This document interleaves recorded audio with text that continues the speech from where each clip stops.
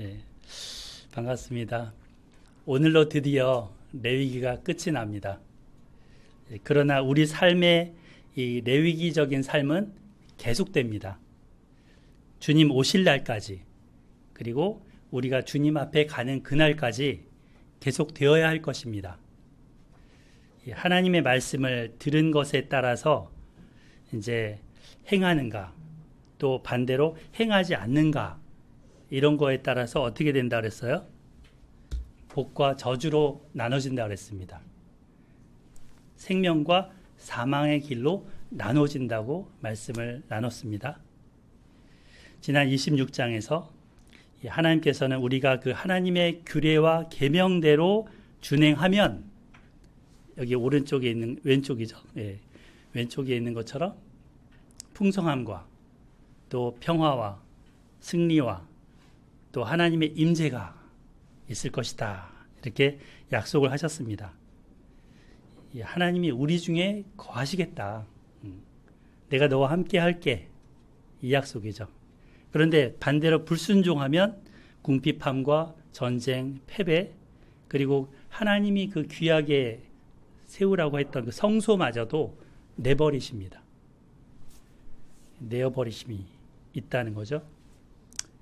우리는 이제 구약의 이스라엘 백성들의 그 결국을 반면교사로, 그 보면서 따라하지 않을 그런 교사로 삼아야 합니다. 그들이 어떻게 했습니까? 하나님의 택하신 백성이었고 하나님의 훈육을 받았지만, 지난주 제목이 하나님의 훈육이죠. 일주일 지나니까 싹 잊어버리죠. 네, 다시 리마인드하면 하나님의 훈육. 그래서 그 훈육을 받았지만 하나님의 말씀을 버렸기 때문에 그들도 하나님께 버림을 당하고 맙니다. 일부만, 아주 일부만 남아서 바벨론에 끌려가게 되는데, 그토록 열심히 섬겼던 그 우상이 거기 가보니까 뭐예요? 아무것도 아니라는 걸 깨닫게 된 거죠. 우상은 아무것도 아니구나. 그리고는 돌이켰습니다. 다니엘 선지자의 그 기도를 우리가 읽었죠. 예. 다니엘로 비롯해서 에스라, 느헤미야, 이런 사람들과 함께 그들은 하나님 앞에 무릎을 꿇고 회개의 기도를 했습니다. 그리고는 그 바벨론 시기에 정리된 게 이 구약 성경입니다.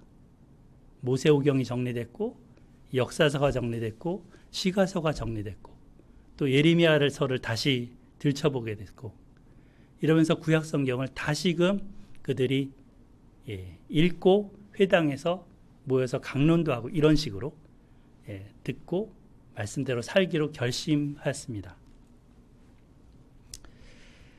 일부만이죠, 일부만. 그러니까 뭔가 큰 쓰라린 고난과 역경을 거치면서 몸으로 그들이 이 말씀, 레위기 26장을 겪은 겁니다. 그리고 이제 이 남은 공동체가 무엇을 이제 바라봐요? 선지자들이 말씀했던 메시아, 그분이 오시면 이룰 하나님 나라를 고대했죠. 예수님은 이 땅에 오셔서 그리고서 새로운 말씀을 하신 게 아닙니다. 신약이라고 하지만 예수님의 말씀을 잘 들여다보면 이 레위기랑 똑같아요, 사실은. 이 레위기를 잘 풀어서 우리 실생활에 적용시켜 준 겁니다. 제자들과 함께 산에 올라가서 풀어주셨던 그 산상설교를 읽어보면, 또 들어보면 구약의 이 레위기 말씀, 그거를 예수님이 하나하나 짚고 계시다는 것을 알 수 있습니다. 그리고 본인도 이 레위기적인 삶을 사셨습니다. 어떻게 사셨을까요? 우리 레위기 처음에 뭐가 나왔어요? 번제, 소제, 화목제, 속건제, 속죄제 나왔죠. 예수님이 그 제물이 되셨습니다. 번제도 되셨고, 소제도 되셨고, 화목제도 되셨고, 속죄제도 되셨고, 제물이 되셨습니다. 또 그 다음 뭐가 나왔어요? 제사장이 나왔죠. 제사장을 세우고 제사장이 직접 그 제물을 드리는 게 나왔죠. 근데 신약 성경에 하면 예수님이 대제사장으로 자기의 몸을 제물로 드렸다. 대제사장이면서 제물이셨어요. 하나님과 우리 사이를 중보하는 유일한 중보자이신 거죠. 그리고는 또 예수님의 그 치유 사역을 보면 이 레위기에 나병 걸린 사람, 유출병 걸린 사람, 이런 사람들 나오죠. 그런 사람들이 진 바깥으로 나가거나 성소 가까이 못 가게 됐잖아요. 근데 예수님을 만나서 그들이 새 삶을 얻고 부정한 자가 정결한 자가 됩니다. 예수님은 더불어서 또 이 희년에서의 고엘이셨죠. 그래서 죄를 지어서 종되었던 우리를 그 풀어내서 자유케 하시려고 자기 몸을 대가로 지불하셨습니다. 이 보아스보다 더한 고엘이신 거예요. 리디머. 이렇게 살펴보면 레위기가 예수님의 삶에, 예수님의 죽음에 완전히 다 들어가 있지 않아요? 예수님의 삶은 그야말로 레위기적인 삶이셨고 우리 보고 그 길을 따라오라고 하십니다. 시내산에서 맺었던 그 언약에서 나의 소유, 거룩한 백성, 제사장 나라라는 그 소망을 이제 지나간 그 이스라엘이 아니고 새로운 신약의 공동체, 우리를 통해서 이루고자 하십니다. 이 교회를 통해서 이루기를 소망하십니다. 레위기 주제를 한 단어로 딱 얘기하면 뭘까요? 주제를 딱 한 단어로 얘기하면 여기 본문을 컨닝을 하시고 어떤 단어일 것 같아요? 여기 거룩, 그죠? 네. 거룩입니다. 레위기 11장 44, 45절에 이 먹는 음식 규례를 말씀하시면서 끝에 이런 말씀하신 거죠. 나는 여호와 너희의 하나님이라.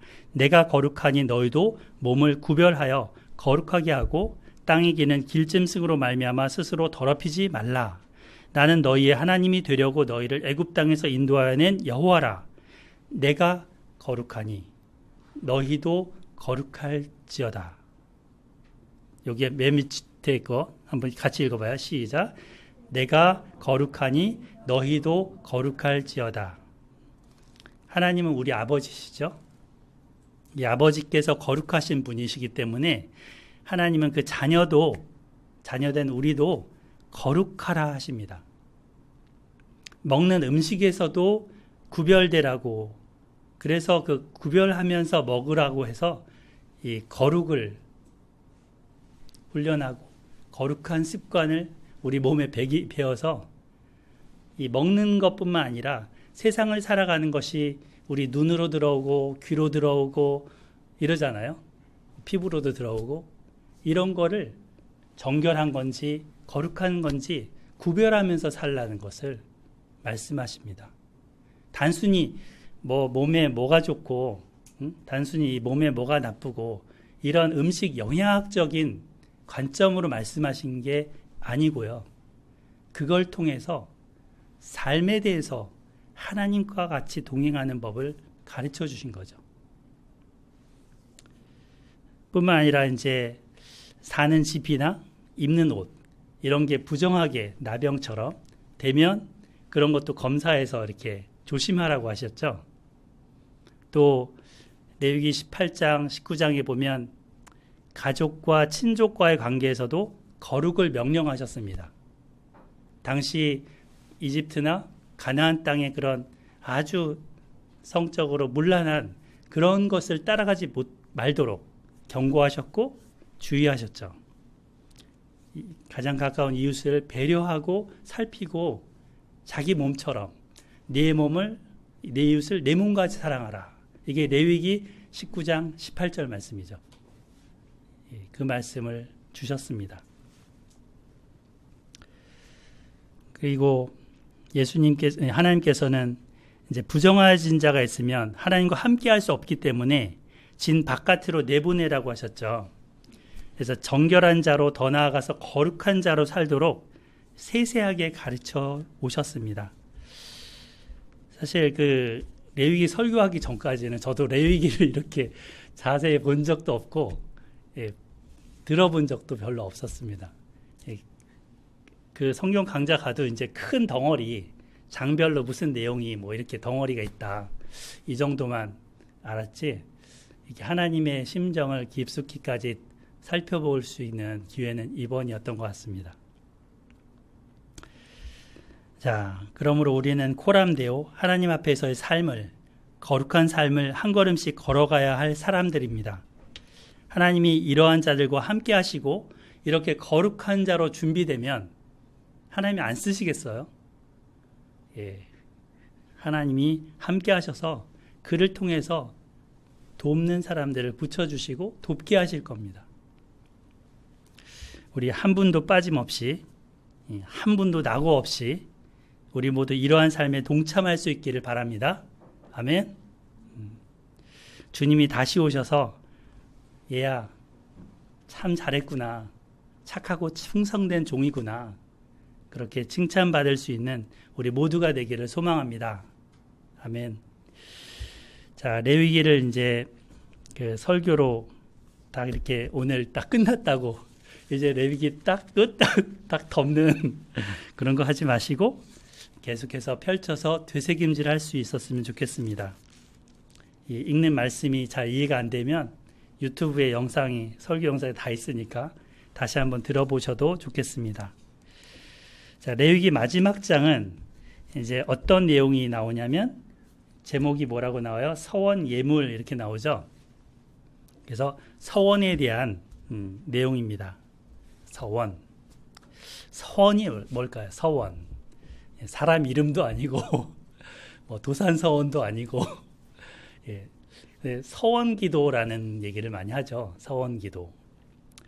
그래서 제가 이걸 꼭 할게요, 이거 하겠습니다 라는 그 맹세를 하는 기도를 얘기합니다.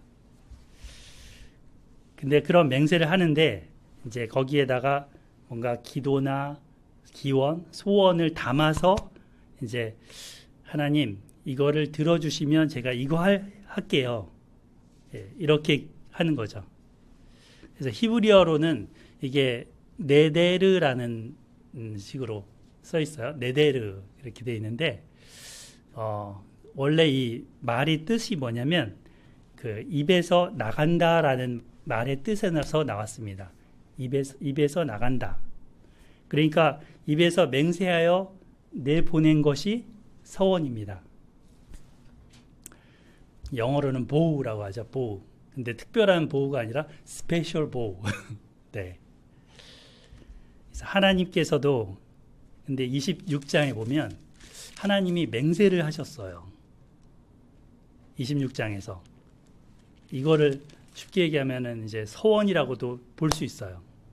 그러니까 말씀대로 준행하면 하나님이 복 주시겠다 그랬고, 준행하지 않으면 7배의 벌을 내리겠다. 그리고 벌을 내렸는데 너희가 돌이켜서 회개하면 너를 기억하고 회복시켜 주겠다. 이 하나님의 서원인 거죠. 하나님은 이 서원대로 한치의 오차도 없이 다 지키십니다. 우리도 이제 신앙생활 하다 보면 굉장히 절박한 상황에 처할 때도 있어요. 그래갖고 뭔가 내가 이거 하나님께 붙들고 기도해야 되겠다. 하나님 이거 다 들어달라고. 그러면서 이제 마치 딜하듯이 기도하는 경우들이 있죠. 이게 나쁜 게 아닙니다. 하나님도 이렇게 할 수 있으면 하라고 하셔요. 근데 함부로 하면 안 되죠. 또 뭔가 감사거리가 크게 생기면 이런 서원이라는 걸 합니다. 사람 사이 약속을 사실은 깨도 뭔가 신뢰의 금을 가게 하기 때문에 안 되지만 하나님과 이렇게 서운한 것은 더 깨면 안 됩니다. 그만큼 더 무거운 거죠, 이게. 반드시 지켜야 되는.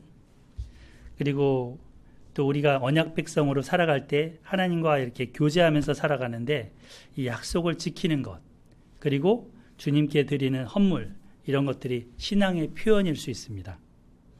여러분들이 세례 받을 때, 물론 세례 안 받으신 분도 있지만 세례 받을 때 아멘 하면서 그 서원 맹세한 것들이 있어요. 그죠? 예, 그런 것들을 기억을 그때 받고 나서 싹 까맣게 잊어버리거든요. 예, 다 교회 문 딱 나오면 다 잊어버리거든요. 하나님은 기억하고 계셔요. 너 이렇게 얘기했잖아. 아멘 했잖아. 예, 자기 입으로 내뱉은 말이라면 반드시 지켜야 합니다. 예, 전도서의 5장 4절에 솔로몬이 이런 말을 했어요. 제가 이 본문 한번 읽어볼게요. 네가 하나님께 서원하였거든 갚기를 더디게 말라. 하나님은 우매자를 기뻐하지 아니하시나니 서원한 것을 갚으라. 예, 두 가지죠. 서원했으면 더디게 말고 좀 빨리 좀 갚고, 그리고 서원한 것은 꼭 갚으라. 그리고 이제 5절에 보면 서원하지 않는데 갚지 않는다면 차라리 서원하지 않는 게 낫다. 이렇게 말씀하십니다. 왜냐하면 이 입으로 범죄하는 것이라는 거죠. 그 뒤에 보면 사자 앞에서 내가 서원한 것이 실수라고 말하지 말라 이렇게 나오는데, 이 사자라는 말이 조금 무슨 뜻인가 저는 몰라서 찾아봤어요. 그랬더니 번역마다 약간 다른데요. 어디는 제사장 앞에서, 어디는 천사 앞에서 이렇게 나와요. 예. 일단은 멜레크, 사자 뭐 이렇게 돼 있으니까 그 의미를 번역자마다 조금씩 달리 쓴 것 같습니다. 근데 대체로 구약시대 때는 서원할 때 제사장 앞에 가서 하기 때문에 제사장 앞에서가 더 이렇게 현실적으로 맞는 것 같습니다. 근데 그것이 실수라고 말하지 마라.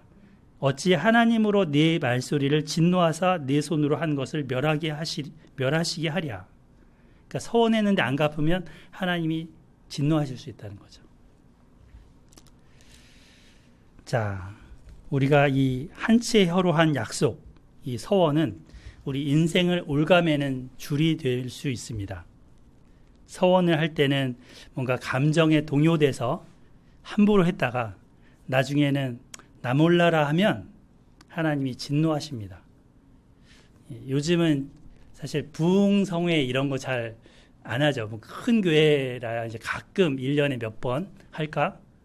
근데 부흥성회 같은 데 할 때 보면 담임 목사님이 설교 안 하고 부흥 강사라 그래서 아주 그 잘 나가는 부흥 강사를 기도원 출신 뭐 이런 분들을 불러요. 근데 그분들이 이제 한참 설교하고 사람들 마음을 후끈후끈 달궈 놓고 뭘 하냐면 작정 헌금을 하라 그래요. 뭐 얼마씩 작정 헌금 하십시오. 뭐 그러면서. 예. 근데 그때 이제 막 그 가슴이 쿵쾅쿵쾅 이제 막 그 뜨겁게 달궈져 갖고 그냥 이제 하겠습니다 한 거예요. 근데 집에 돌아와 보니까 혼자 그냥 작정해 놓고 집에 뭐 배우자하고 의논도 안 해놓고 했는데 이게 자기가 해놓고 보니까 너무 자기가 이거는 안 할 말을 한 거죠. 예. 그래갖고 이제 에스라 그 하우스 그 질문 게시판에 보면 그런 글들이 가끔 보입니다. 목사님 이런 거 어떻게 해야 돼요? 제가 이렇게 했는데 뭐 이러면서.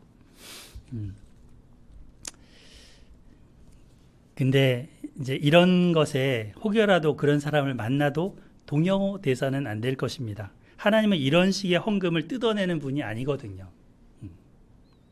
근데 만약에 서원을 했다면 그 말에 대해서 또 무겁게 생각해야 합니다. 우리는 약속의 줄과 사랑의 줄에 매여서 살아가는 존재라고 하죠. 두 가지 줄. 인생에는 두 가지 줄이 있다. 예, 선인장님 무슨 줄? 약속의 줄하고 뭐? 사랑의 줄.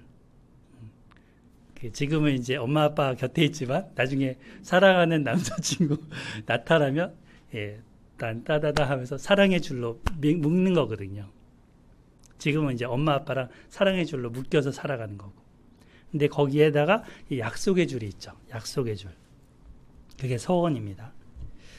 저도 회사에서 이제 전화가 딱 와요. 어디서 좀 와서 자문이나 뭐 평가를 해달라고, 또는 이제 그 아주 많은 양이긴 한데 메일을 보낼 테니까 그거를 보고 뭐 다음 주까지 점수를 내서 보내달라고. 근데 저도 이제 일이 바쁘다 보니까 이거 해준다고 그 딱 전화 받고 했는데 하고 나서 이제 후회할 때가 막 있어요. 익스큐즈 할 걸 뭐 이러면서 그래도 꾸역꾸역 하는 거죠. 네. 예, 물론 이제 때로는 취소를 하거나 연기할 때도 있죠. 예, 참 마음을 어렵게 합니다. 그만큼 이 입으로 뱉어놓은 약속이라는 게 줄이 돼서 나를 묶기 때문인 거죠. 안 그러면 자유로울 텐데. 우리는 참 연약한 사람이라서 때로는 하겠다고 해놓고 못할 때가 생깁니다. 서원을 하겠다, 서원을 했다, 그리고 약속을 했다 했는데 그거를 깰 수밖에 없는 상황이 옵니다. 꼭 취소를 해야 되면 어떻게 해야 될까요? 거기서 나온 게 27장이에요. 지금까지 이 배경을 이해를 하고 27장을 읽으면 이렇구나라는데 이 앞에 이 전제를 모르면 왜 갑자기 막 사람마다 사람의 값을 매기지? 이해가 안 가요.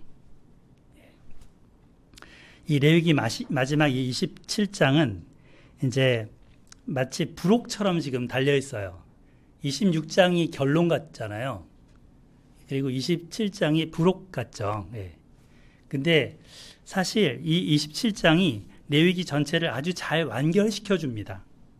어떤 의미냐면 1장에서 어떤 제사가 나왔습니까? 한나 사모님, 어떤 제사가 나왔습니까? 번제. 번제는 의무적인 제사일까요? 아니면 자원하는 제사일까요? 번제. 자원제죠. 누구든지 드리려 하거든 드릴 수 있는 제사예요. 누구든지 의무적으로 드리는 제사가 아니고요. 드리려 하거든. 서원도 의무적인 게 아니죠. 자기가 자원해서 하는 겁니다. 하나님을 사랑해서. 요 두 개가 이렇게 앞뒤를 싸고 있는 거예요. 레위기를. 마치 봉투처럼 이렇게. 그래서 그렇게 완결을 시켜줍니다. 이 헌신이라는 동일한 의미가 있는 거죠. 근데 27장은 이제 어떤 내용으로 그럼 이루어질지 보면 크게 두 부분이에요. 이 물을 수 있는 서원제물과 물을 수 없는 예물로 구성됩니다. 첫째가 물을 수 있는 서원예물, 둘째가 이미 하나님의 것이기 때문에 물을 수 없는 예물입니다. 따라해 볼까요? 물을 수 있는 서원예물, 물을 수 없는 예물. 이렇게 구성돼요. 이 부분을 보면 오늘 설교 내용 이제 전체적으로 아실 수 있을 것 같아요. 그 서원예물의 종류에는 일단 사람 자신이 있을 수 있고요. 그 다음에 가축이 있을 수 있고 집이 있을 수 있고 땅이 있을 수 있습니다. 네 가지가 있을 수 있는 거죠. 서원예물에. 물을 수 없는 예물에는 가축의 첫 새끼, 초태생이라고 하죠. 그 다음에 헤렘이라고 해서 전부를 다 바친 거. 또 11조. 이거는 물을 수 없는 예물입니다. 자, 그래서 그 나실인처럼 서원을 해서 하나님께 일정 기간 드리겠다라고 하면서 이제 자기의 노동력을 드리는 거잖아요. 이 서원에서 첫 번째 사람을 드릴 때는 주님을 위해서, 교회를 위해서 무보수로 봉사하는 거죠. 저도 목사로 이제 임직을 하면서 이렇게 하겠습니다라고 입으로 내고 지금 이렇게 매주 봉사하는 거죠. 근데 이거를 취소하고 되물어보자 하면 저 이거 안 할래요. 더 이상 그만하고 싶어요. 이렇게 하면 어떻게 할지에 대해서 오늘 말씀하고 있는 겁니다. 우리가 희년 제도에서 물러준다라는 말을 배웠잖아요. 땅을 물러줄 때 누가 필요했어요? 구속자가 필요했죠. 고엘이 필요했죠. 근데 하나님께서도 우리가 했던 이 서원에 대해서 지키지 못하면 이렇게 무르는 규정을 주신 거예요. 근데 그 드린 것의 값만큼은 또 드려야 되는 거예요. 나는 몸은 그거를 안 해도 되지만 그거에 해당되는 만큼의 경제적인 부담은 져야 되는 겁니다. 거기다가 처음에 그 값을 매기잖아요. 값을 안 매기고 그냥 드릴 수 있잖아요. 근데 이 되물을 거를 고려해서 미리 값을 매기게 돼 있습니다. 그래서 이제 이 말씀이 나오는데 수수료가 붙습니다. 수수료. 네. 자, 땅이 이제 내 손에 있을 때는 뭔가 내 것이라고 했는데, 집이 내 것이라고 했는데 하나님께 드리고 나면 내 소유가 아닌 거죠. 그러면 그 땅을 다시 되찾으려면 그냥 가져올 수 없다는 거예요. 그거에 만큼의 값을 매긴 것만큼의 것을 드리고 집을 다시 찾거나 땅을 다시 찾거나 내가 그 봉사의 일을 이제는 안 하거나 하는 겁니다. 쉽게 얘기해서. 근데 그 값을 매길 때보다도 집이나 여기 땅 같은 경우는 부가세가 붙는다고요. 부가세. 자, 그러니까 이미 드린 것에 값이 있는 거죠. 값어치가 있는 거죠. 그래서 취소가 아예 안 됩니다. 한번 서원을 했으면, 서원을 해서 드리기로 했으면 아예 없던 상태, 이거를 안 드리기로 한 상태로 되돌아갈 수가 없습니다. 이해되시죠? 그것만큼의 값은 드려야 되는 거니까. 자, 그래서 값을 정하는데 누가 정하느냐? 일단은 사람의 값은, 그리고 땅의 값은 그 드리는 사람이 정합니다. 근데 가축이나 집은 제사장이 정해줍니다. 뭐라고요? 사람이나 땅 값은 드리는 사람이 정하고 그 가축이나 집은 제사장이 정합니다. 이걸 알고 본문을 읽어야 이해가 됩니다. 말이 계속 비슷한 말이 오고 가기 때문에 그냥 훅 지나가요. 자, 첫 번째 1절부터 8절까지는 사람에 대한 서원 규례입니다. 1절부터 8절. 여호와께서 모세에게 말씀하여 이르시되 이스라엘 자손에게 말하여 이르라. 만일 어떤 사람이 사람의 값을 여호와께 드리기로 분명히 서원하였으면 너는 그 값을 정할지니. 그죠? 값을 정하라 하셨습니다. 근데 마음대로 정하는 게 아니고 연령대별로 지금 값이 정해져 있습니다. 이거를 기준으로 정하라. 3절 읽어주실까요? 3절 읽어주세요. 시작.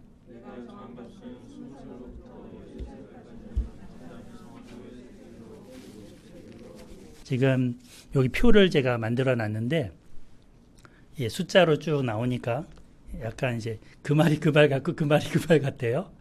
자, 근데 이제 표를 보시면 3절, 4절에 남자는 나이가 20살에서 60세까지는 50세겔, 여자는 30세겔. 제일 많죠. 그죠? 근데 이제 더 어린 나이는 이제 지금 나오죠. 5절, 5세에서부터 20살까지. 지금 여기에는 서인자매님, 또 여기 예진자매님은 이제 여기 20세 이상이니까 서인자매님밖에 없네. 여기는 이제 10세기, 10세겔인 거예요. 서인자매님은. 6절에 해당되는 사람은 지금 아예 없죠. 5세겔, 3세겔. 60세 이상은도 없네요. 15세겔, 10세겔. 자, 그래서 요 세겔이라는 돈 단위로 이 값을 대신 치러주고 그 노동력만큼을 이제는 봉사하지 않아도 되는 상태가 되는 겁니다. 근데 세겔이 뭐냐? 이 세겔은 그 당시에 돈에 환산하는 단위였어요. 세켈 이렇게도 하고 세겔 하는데 이 동전 은화로 돼 있어요. 은화. 근데 은화가 약 11g 정도 들어가는 겁니다. 요것으로 이제 물건을 통용했는데 여기 보면은 한 세겔이 얼마 정도 돼요? 노동자 4일 품삯이라고 나오죠. 우리 회사에서 한 사람 하루에 일당 얼마나 주나요? 한 10만 원 정도 쳐볼까요? 물론 이제 그보다 더 될 수 있어요. 한참 더 될 수 있는데 그냥 육체적인 노동이라고 치면 그러면 500만 원인 거죠. 남자 500만 원을 대신 드리고 그리고 이제 그 서원한 것을 이제 다시 되물림을 하는 겁니다. 적은 금액은 아닙니다. 그렇다고 또 너무 많은 금액도 아닙니다. 예, 그래서 그만큼 이제 서원을 함부로 해서는 안 된다는 것을 말씀하고 계십니다. 사실 서원을 못 지킬 것 같으면 전도서 말씀대로 차라리 하지 않는 게 나을 수도 있습니다. 근데 우리 신앙에 이 서원 한번 안 해봤다. 그거는 다소 좀 그 신앙을 의심해 봐야 됩니다. 이거는 일종의 믿음의 고백이면서 신앙의 표현일 수 있기 때문입니다. 그래서 우리가 살아가면서도 숱한 약속을 하잖아요. 사람과 사람과의 관계에서도. 그러니까 사람과 사람과의 관계에 약속도 하는데 하나님과 나와의 관계에서 약속 한번 안 해봤다. 좀 그렇잖아요. 그죠? 예. 근데 그 약속을 했으면 지키는 게 이제 맞는 거죠. 근데 이제 이 가난한 사람한테는 이만큼의 금액도 없을 수도 있잖아요. 지금 나이가 뭐 30살인데 자기 남자예요. 그러면 저만큼의 돈이 없을 수도 있잖아요. 그럴 경우에는 어떻게 하나요? 27장 8절 볼까요? 그러나 서원자가 가난하여 네가 정한 값을 감당하지 못하겠으면 그를 제사장의 앞으로 데리고 갈 것이요. 제사장은 그 값을 정하되 서원자의 형편대로 값을 정할지니라. 이렇게 배려를 해주셔요. 가난한 자에 대해서도 하나님은 배려를 해주는 거죠. 그 사람의 형편에 맞게 할 수 있도록 길을 열어주셨습니다.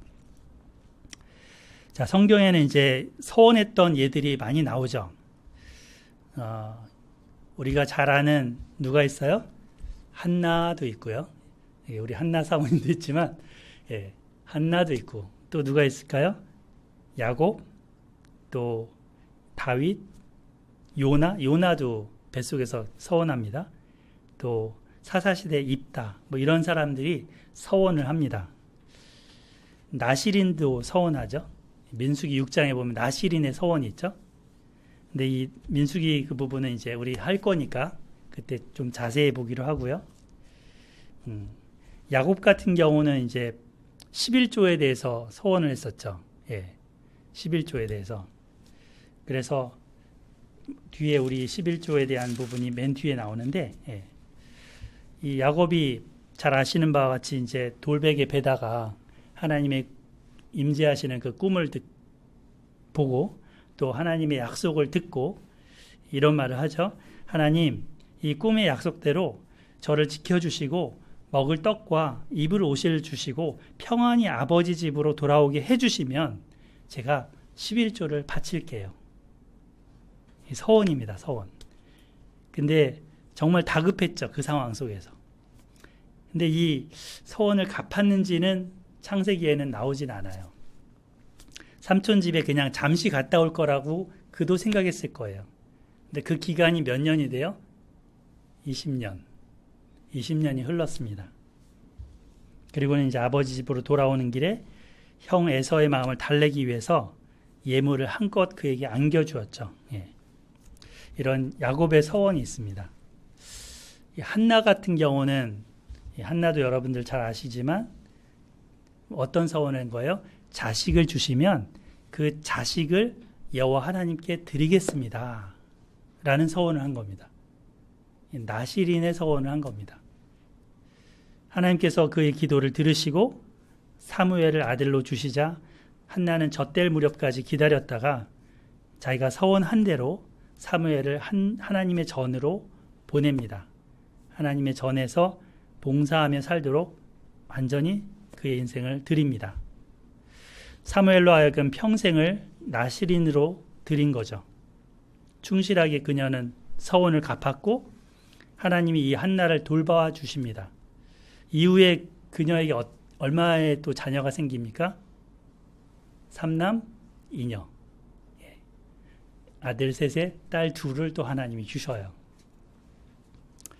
요즘도 자녀를 가질 때 그 부모가 이 자녀를 하나님의 종으로 드리겠다 뭐 이러면서 그런 기도를 하는 분들이 있습니다. 그리고는 이제 신실하게 신앙으로 양육해서 하나님 말씀을 섬기는 자로 살도록 돕는 그런 훌륭한 부모들이 있습니다. 예수님이 이제 쭉 다니실 때 마을과 회당을 이렇게 쭉 다니면서 말씀을 전파하시고 병을 고쳐주시면서 무리를 보면서 어떤 마음을 가지셨어요? 예수님이 목자 없는 양 같음을 인해서 불쌍히 여기셨다 했습니다. 그리고는 제자들에게 이런 말씀을 하셨어요. 여기 마태복음 9장 36절 38절인데 우리 한번 찾아볼까요? 마태복음 9장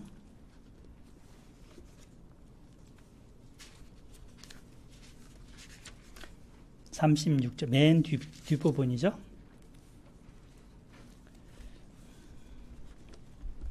36절 무리를 보시고 불쌍히 여기시니 이는 그들이 목자 없는 양과 같이 고생하며 기진함이라. 이에 제자들에게 이르시되 추수할 것은 많되 일꾼이 적으니. 38절 읽어주실까요? 시작. 그러므로 추수하는 주인에게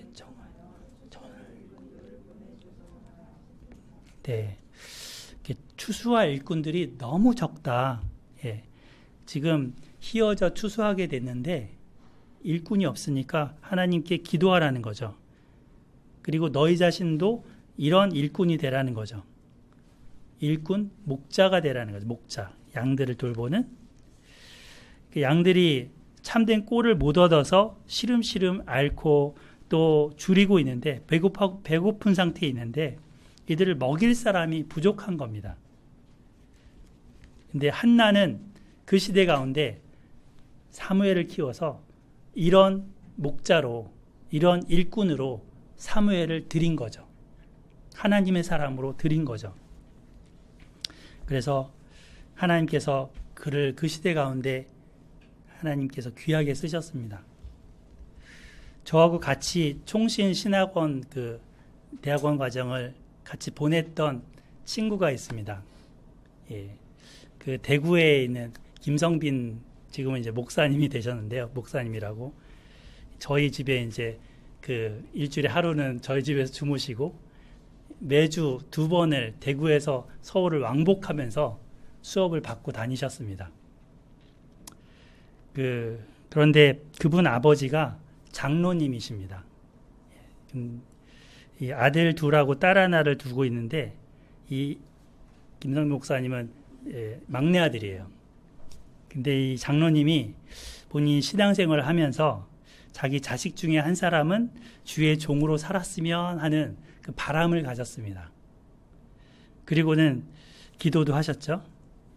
그리고 이제 그 아들에게 너가 목사를 하면 참 좋겠다 이런 말을 많이 하셨다고 합니다. 그게 이분 마음에 청소년 때부터 마음에 콱 박혀 있던 거예요. 물론 이분은 이제 음악적인 재능이 많아서 성악을 공부했고 현재도 이제 대신대학교 음대에서 성악을 가르치는 교수님이십니다. 근데 늘 아버지 기도가 걸려서 자신이 그 소원을 드리고 싶었다는 거죠. 저와 동갑입니다. 나이는 많이 먹었지만 그는 이제 신학원에 입학을 했고 매주 2번씩 오가면서 신학 공부를 열심으로 했습니다. 그리고 이제 교회에서도 아주 충실한 성가대장이 되어 있었기 때문에 장로로 피택이 된 거예요. 근데 이제 장로직에 임명됐었지만 이제 목사님이 되기로 해서 그건 내려놓고 목사님이 돼서 아버지의 소원이, 아버지의 그런 기도가 이분에게를 통해서 이루어진 거죠. 자녀를 키우는 그 부모가 만약에 서원한 것이 있다면 그 부모도 지켜야 되지만 자녀도 이분 같은 경우는 그 부모 아버지의 기도의 서원에 함께 하신 것입니다. 요즘 신학교가 미달이라 그래요. 거의. 기독교에 대한 인식도 점차 이렇게 사회적으로 자꾸 안 좋게 나오고 그러다 보니까 또 거기다가 전염병이 점차 확산될 때 이런 작은 교회들은 문을 닫게 되니까 갈 데가 없잖아요. 그래서 이제 대학원, 신학교 이런 데를 잘 안 가는 거죠. 이러한 속에서 참 일꾼은 점점 더 줄어드는 것 같습니다. 하나님께 자신을 드리는 헌신, 또 자녀를 하나님과 이웃을 위해 봉사하며 살도록 가르치는 그 부모의 헌신은 결코 쉽지 않습니다. 그러니까 시대를 어쩌면 거슬러 가야 되는 거죠. 하지만 예수님은 이 사사시대처럼 캄캄한 이 시대에 사무엘과 같은 사람, 기도하면서 말씀으로 섬기는 사람을 기다리십니다. 누구나 여러분도 성경을 가르칠 수 있어요. 우리 그 에스라에서 배운 분들은 다 이렇게 집에서 또 가정에서 뿐만 아니라 작은 회사에서 가르치시잖아요. 이렇게 가르치며 나누는, 그러면서 이제 목자 없는 양 같은 사람을 돌보는 겁니다. 여러분들도 하셔야 됩니다. 그리고 우리 자녀들을 이런 사무엘 같은 사람으로, 한나 같은 여인들로 키워낼 수 있기를 바랍니다. 서원은 되물을 수 있지만 그 값은 적지 않은 금액이라고 했습니다. 서원을 함부로 해도 안 되지만 갚기 위해서 애써야 하는 것입니다.